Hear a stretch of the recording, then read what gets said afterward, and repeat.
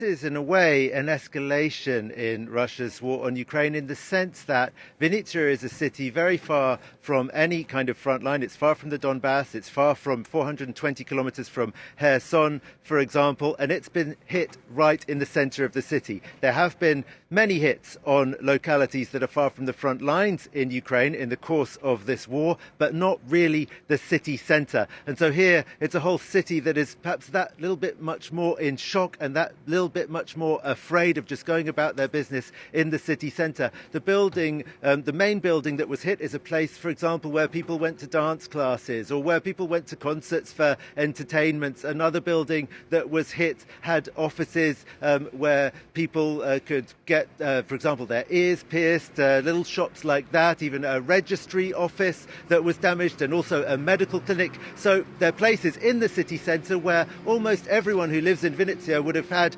some occasion to be there at some point in the course of their lives. I think you can see behind me people are bringing flowers to a makeshift memorial and also soft toys. That's because 3 of the victims are children and there are also 3 children who have been hospitalized. So people here are really very much in shock about what's happened. At the moment, the area that was actually hit is cordoned off as investigations continue. I think the number of people missing has gone down now. It's now less than 10 as people have been found, but the search is still on for those remaining people who are still missing. And also clean-up operations are going on in order to get the city centre back up and running again as soon as possible. And Gulliver, in the aftermath, the Russian military claimed that Ukrainian Air Force were holding high-level meetings in one of the buildings that were hit.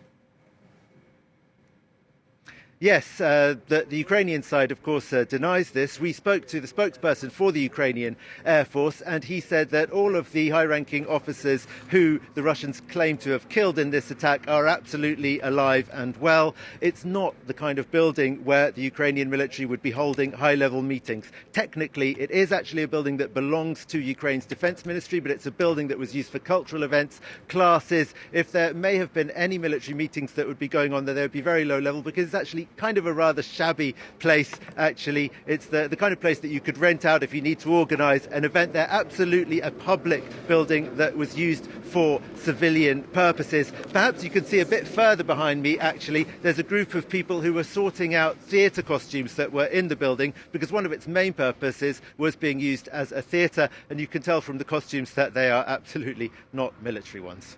All right, Gulliver, thank you very much. Gulliver